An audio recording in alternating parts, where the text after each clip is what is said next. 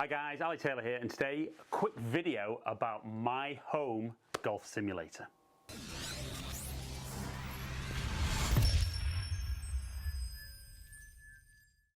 Right, so quite a lot of you guys will notice last few videos have been in a new environment for me, and certainly we're still in lockdown in the UK, as I know a lot of places around the world are. So first and foremost, I hope everyone watching this video is staying safe, and if we're out the other side and we're back out playing, hope it wasn't too long for everybody and it was okay. But been asked a lot of questions from my first video that I did, where I kind of first sort of introduced it here, and some of the questions I've been asked is kind of where I built it, obviously at home, but whereabouts at home, what's in it, and how much it costs. Because I think it's one of those things that a lot of guys out there, I've been amazed how many guys have suddenly been, even within a week or so, itching to get hitting golf balls and been buying practice nets, building their own little simulators, practice areas, and it's been amazing for me. And I think as a golf industry, obviously like the rest of the economy, found it tough. But I think probably the guys selling the practice aids, nets, have actually probably been very, very busy. So first and foremost, I've always been very fortunate to work at some great facilities, and actually on the 1st of April this year I was supposed to start back at Heron's Reach in Blackpool. Now obviously with the COVID-19 situation, I've not officially been able to start down there, and having my own facility is kind of something I've always had in the back of my mind. I've kind of always liked the idea of having something at home, but never really considered having the space. I mean, I live in a fairly typical 3-bedroom house in the UK, and I wouldn't say that there's an abundance of space for me to be doing anything extra other than family life.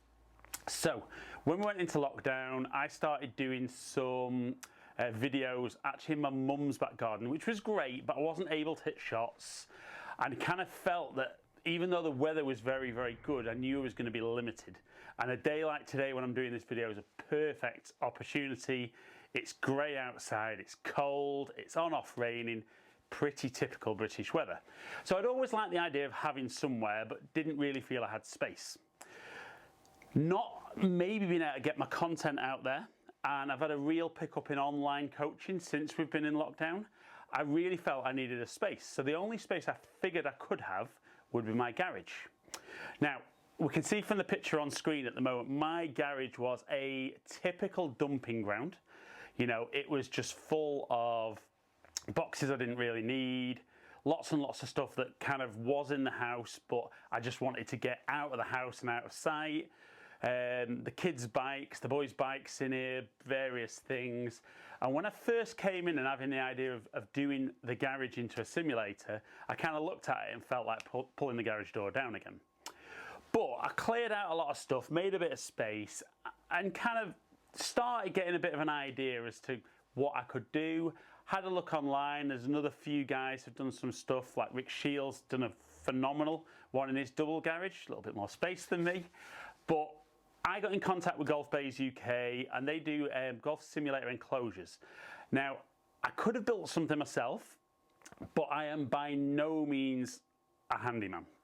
So I thought it was very simple for me to get a golf enclosure, and I got the enclosure. It took a few days to come, a little bit longer than maybe normal because of the current situation, but it was about £1,200. I got myself a driving range mat from them as well, which was about £250. Apologies, it's all in pounds, obviously I'm based in the UK.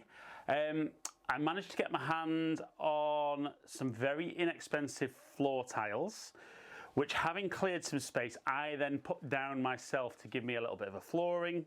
I spent about a day putting up the enclosure. There was a video on Golf Bay's YouTube channel, which, to be fair, made it look a lot more simple than it actually was, but that might just be how bad I am at putting things together. But once I got things up, that really, really helped. So initially I was just going to hit shots into the net and use my TrackMan software, because I'm in that nice fortunate position that as a coach I have got a very, very top end launch monitor in TrackMan 4. Now anyone that's looking to do these things at home themselves, Obviously, you might not have that budget. That's a business tool for me, but there's some phenomenal pieces of kit you can use from very, very inexpensive, and hopefully over the next few weeks I'm going to be testing a few. But you can just hit into the screen. You don't necessarily have a projector. I've gone that little bit extra and bought the projector again. It was about £350, a short throw projector mounted on the roof to give me actually an image on the screen. And once I've got it all finished off like I have now, I'm actually really pleased with how it's looking. I don't necessarily think it's somewhere I'm ever going to coach, but I love the fact that I can now do product reviews whenever I want. I can hit any type of club in here. There's enough room for driver. I've got a nice put-out mat down on the ground as well, so I can go everything from driver down to putter. But just not from a filming content perspective. The big thing for me was, like I said earlier on, I've had a bit of a pickup in online lessons, and I really felt that as I was getting busier and busier with those, it became very weather dependent whether I could actually get my videos done quick enough and back to the pupil that had sent it in for me. So now I've got this space, it gives me that great opportunity to be able to get almost instantly out into my garage, film my footage, send it back over and give you guys things to be working on with your golf swing. So I mean, really when I look at the whole thing for me, I had to have a little bit of lighting put in. But under £2,000 is what I've managed to do everything for. Now, like I said, I appreciate I've got TrackMan 4, but I reckon for worst case, probably another £1,000, maybe even less than that, you could get yourself an absolutely brilliant setup. Like I said, mine's only a single garage, so it's actually quite narrow. It's only, if we come back a little bit, it's only just under 3 meters wide. So not wide at all. Quite fortunate that I've got a little bit of room up top. I know a lot of guys might have a bit of an issue with height, but you don't need loads and loads of space if you do want to have something indoor. There's some great companies knocking around. I mean, I'll put the list of the guys I've used in the description below, but if you go online, there's loads of really, really good companies that can help you out, can do something very, very bespoke if that's required, but you can do it on a budget. You can then have something all year round, if you're allowed, that you could hit balls, you could practice, and varying pieces of kit, launch monitor-wise and software-wise. You can go anything just from learning how far you're hitting the ball. You could be doing little skills tests, you could be playing golf courses, and you can just be playing golf all year round.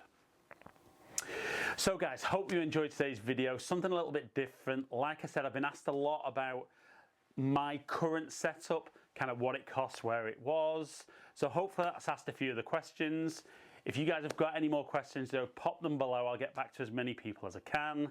If you've enjoyed my content today, and you always enjoy my content, hopefully, please subscribe by clicking the subscribe button, ringing the notification bell, and then you'll find out whenever I drop a new video. Follow me on all my social media platforms, all under Ali Taylor Golf. Hopefully catch up with some of you guys down here soon. Stay in contact.